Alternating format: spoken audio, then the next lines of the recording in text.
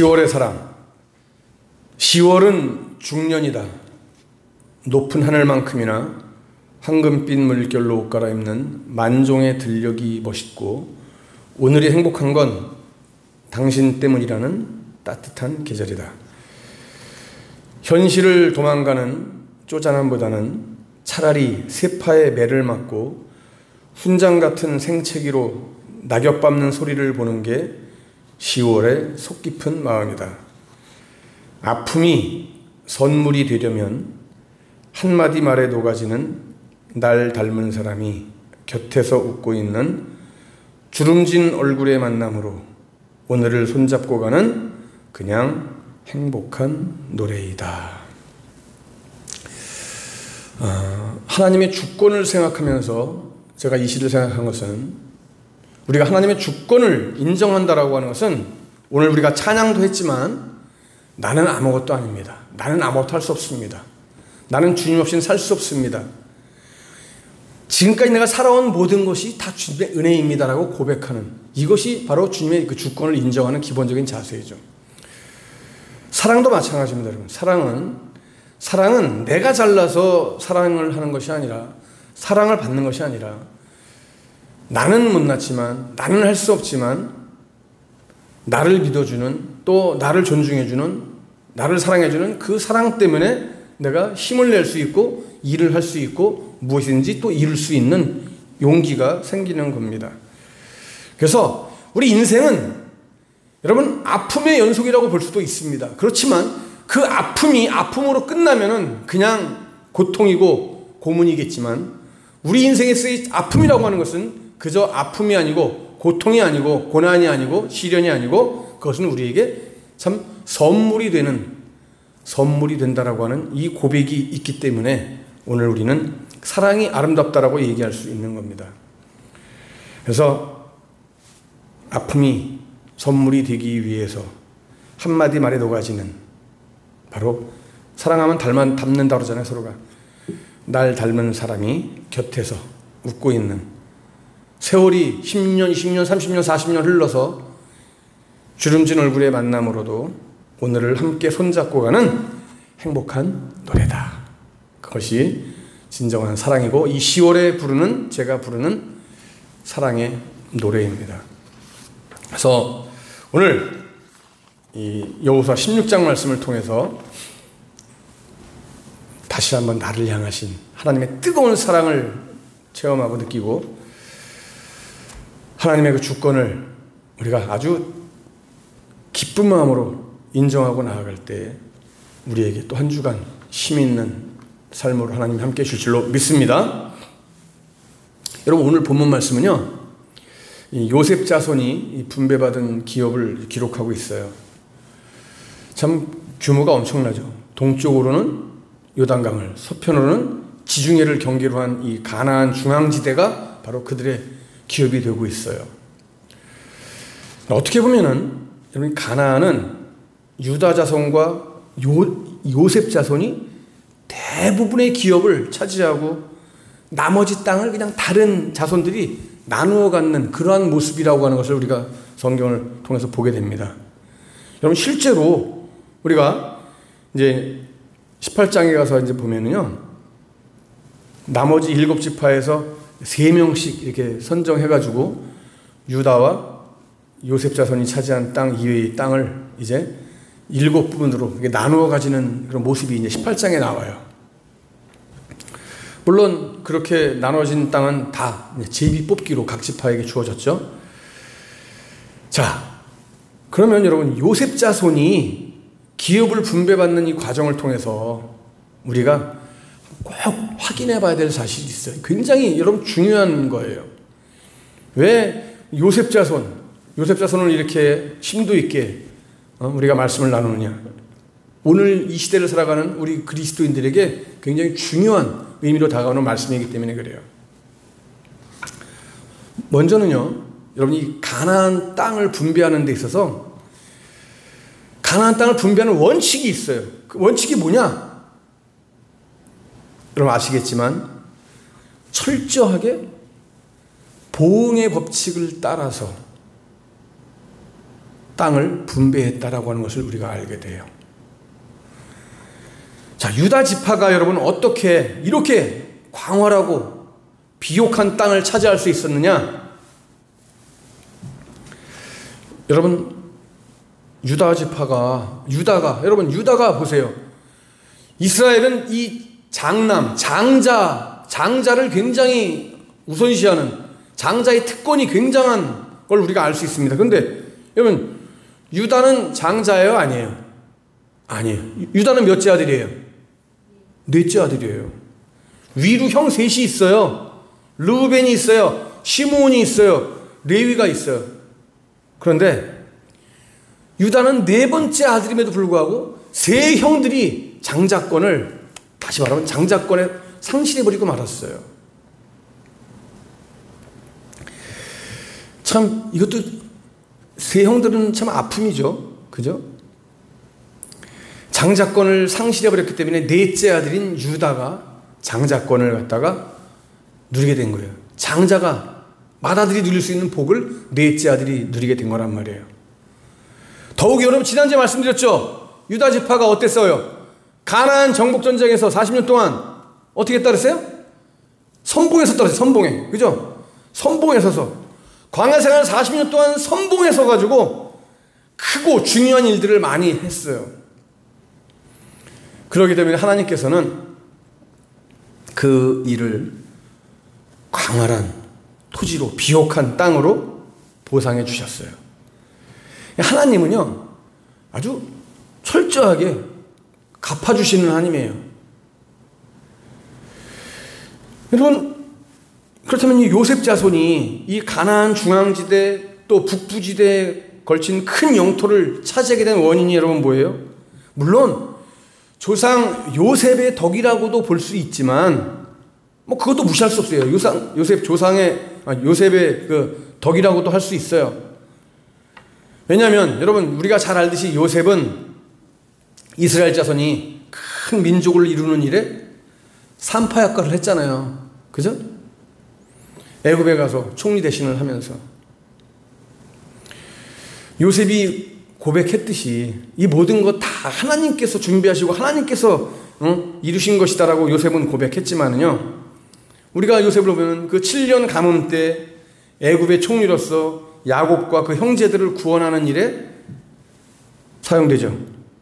뿐만 아니라 그가 애굽에서 야곱 일가를 돌본 일에 이스라엘 자손이 430년 만에 어떻게 해요? 70명에서 장정만 몇 명으로? 60만 명으로 큰 민족으로 성장을 했어요.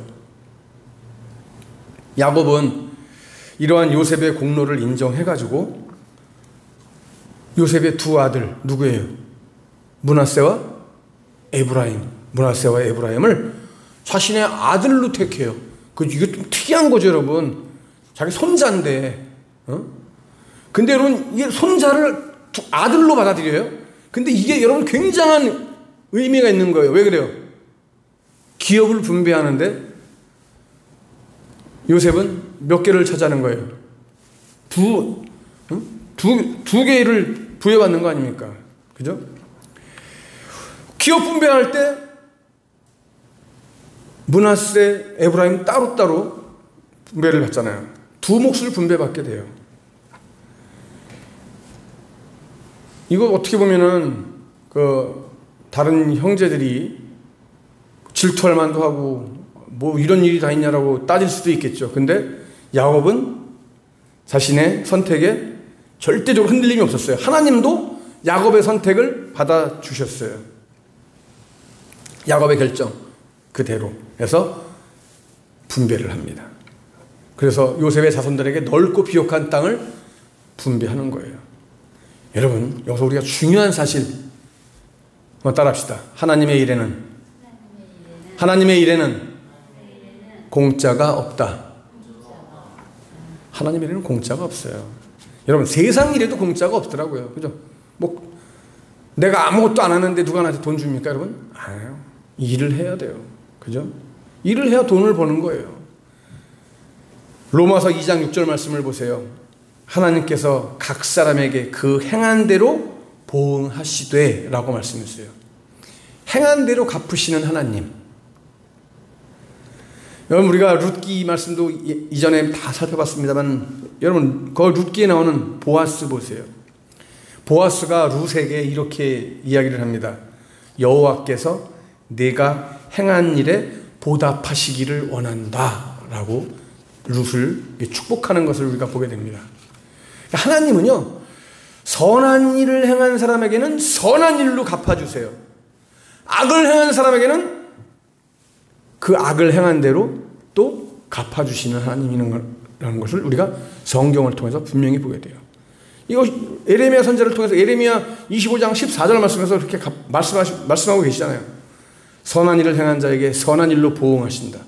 악을 행한 자에게 역시 그 손으로 행한 대로 보응해 주신다. 이것이 에레미야 선지자가 외치고 있는 거예요. 우리는 시편 139편에서 시편 기자가 고백하는 것을 듣습니다.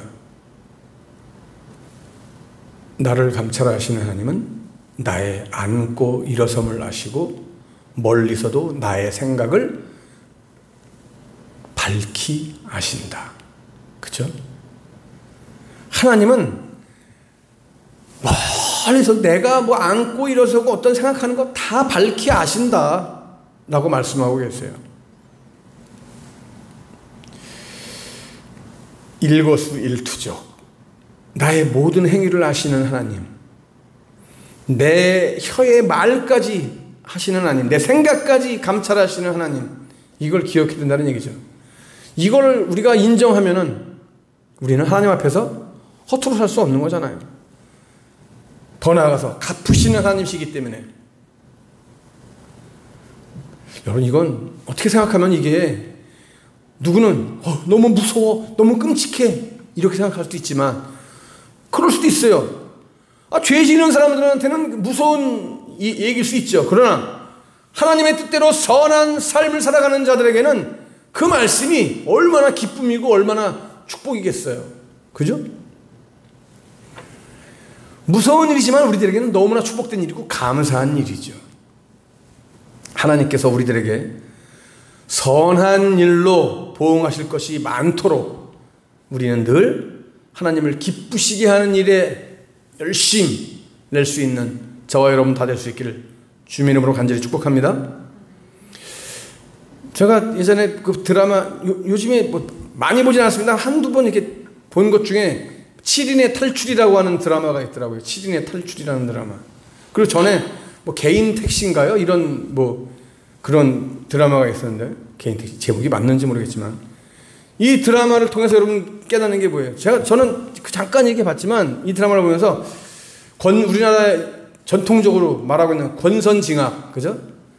선한 것은 우리가 권하고 상받지만 칭찬받지만 악을 행하는 사람에는 분명히 징계가 따른다라고 하는 이런 모습들을 우리가 보게 됩니다. 세상은 여러분 법은 확실해요. 그죠? 법은 죄 지은 사람은 분명히 벌을 주게 돼 있는 거예요.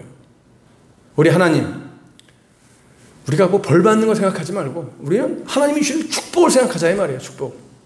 그러면 우리가 어떻게 살아갈 수 있는지 분명히 답이 나오잖아요. 그죠?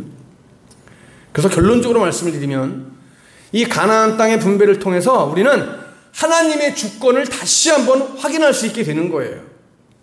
오늘 본문 말씀 4절에 이 요셉의 자손 므낫세와 에브라임이 그 기업을 얻었더라 라고 나와요. 말씀하고 있어요. 근데 여러분 보세요. 누가 형이고 누가 동생이에요? 므낫세와 에브라임 중에? 므낫세가 형이고 에브라임이 동생이에요. 근데 오늘 이 본문에서 보면 먼저 제비를 뽑은 쪽이 므낫세예요, 에브라임이에요? 에브라임이 먼저 뽑아요. 그죠? 분배받은 땅은 므낫세 지파가 에브라임 지파보다 넓지만은 훗날에 유다 지파와 더불어서 온 이스라엘을 이끄는 지파는 므낫세 지파가 아니라 어디예요? 에브라임 지파가 돼요. 왜 이런 현상이 일어났어요, 여러분? 자, 성경으로 가서 보면 나와 있죠. 창세기 48장 14절에 가서 보면은 야곱이 요셉의 두 아들 에브라임과 므낫세와 에브라임을 축복하는데, 자, 오른손을 어디다가 올려야, 누구 머리에 올려야 돼요? 문화세에다 올려야 돼. 이렇게 지금 여기 문화세에 앉아있어. 에브라임 앉아있어. 그럼 이렇게 얹고 축복하면 돼요. 근데 어떻게 해요? 야곱이 바꿨어. 요셉이 가만히 보니까 어떻게 해요? 아버지가 왜 그러는 거야? 아버지 그거 아니고요. 손 바뀌었어요. 손 다시 야곱이 아니야, 가만히 있어. 요셉한테 그러잖아요. 아들아, 나도 알아. 야곱이 치매가 아니라 치매 걸린 게 아니에요. 야곱이 요셉에게 아들아, 나도 알고 있어. 나도 아니까 가만히 있어. 아우가 형보다 큰 자가 되고 그 자손이 여러 민족을 이룰 것이다 라고 야곱이 축복합니다.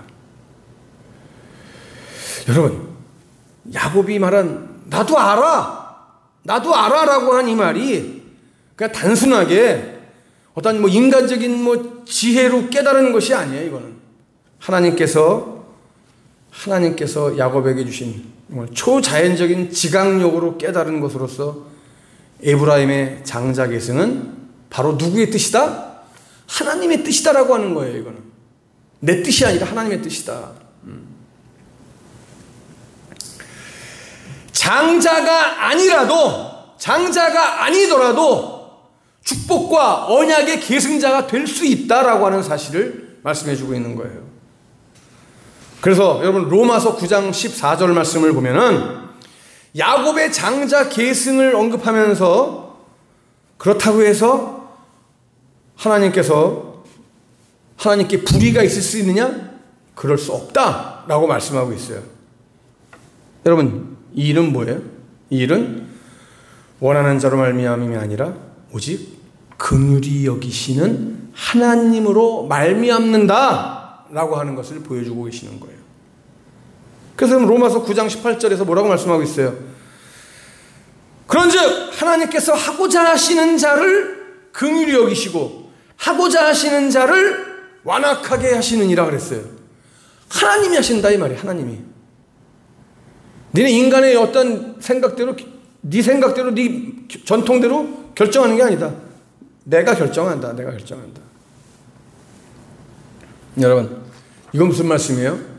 아무리 장자라고 할지라도 아무리 맏아들이라고 할지라도 그릇이 안 되면은 준비가 안 돼 있으면 자격이 안 되면은 복을 받지 못하는 거예요. 장자가 아니더라도 준비가 되어 있으면 그릇이 되어 있으면 하나님이 그에게 복을 주시고 계승하시는 거예요. 준비된 대로 받는다. 그래서 앞서 말씀하셨죠? 하나님의 일은 공짜가 없는 거예요. 장자라고 해서 아무것도 안 하고 그냥 공짜로 얻을 생각? No! 아니다 이 말이죠. 그릇대로 준비된 대로 받는 것이다. 따라합시다. 준비된 대로 받는다. 믿습니까? 잘 준비하세요. 준비된 대로 하나님이 채워주시는 거예요. 담아주시는 거예요. 자격이 돼야 된다 이 말이에요. 자격이. 우리가 수많은 사람들 가운데서 여러분 예수님을 믿고 하나님의 백성이 된 거, 하나님의 자녀가 된 거, 하나님의 섭리와 주권으로 이루어진 일이죠. 그렇기 때문에 우리가 구원을 허락하신 하나님께 더욱더 감사하고 늘 하나님의 주권을 철저하게 기쁨으로 인정하며 살아가야 합니다. 그렇게 할 때 하나님이 나를 더욱더 굳세게 붙잡아 주시고 강하게 일으켜 세워주시고 나를 통하여 놀라운 역사를 이루시는 놀라운 참 좋으신 하나님인 걸 여러분 믿으시기를 바랍니다. 이 한 주간도 우리 모두가 하나님의 주권을 인정하며 그 주권 하나님의 손에 붙잡혀서 힘차게 달려나가는 승리하는 저와 여러분 다 될 수 있기를 주님의 이름으로 간절히 축복합니다. 이 시대에 에브라임들이 다 되시기를 주님의 이름으로 간절히 축복합니다. 이 시대의 유다 지파가 되시기를 주님의 이름으로 간절히 축복합니다. 할렐루야.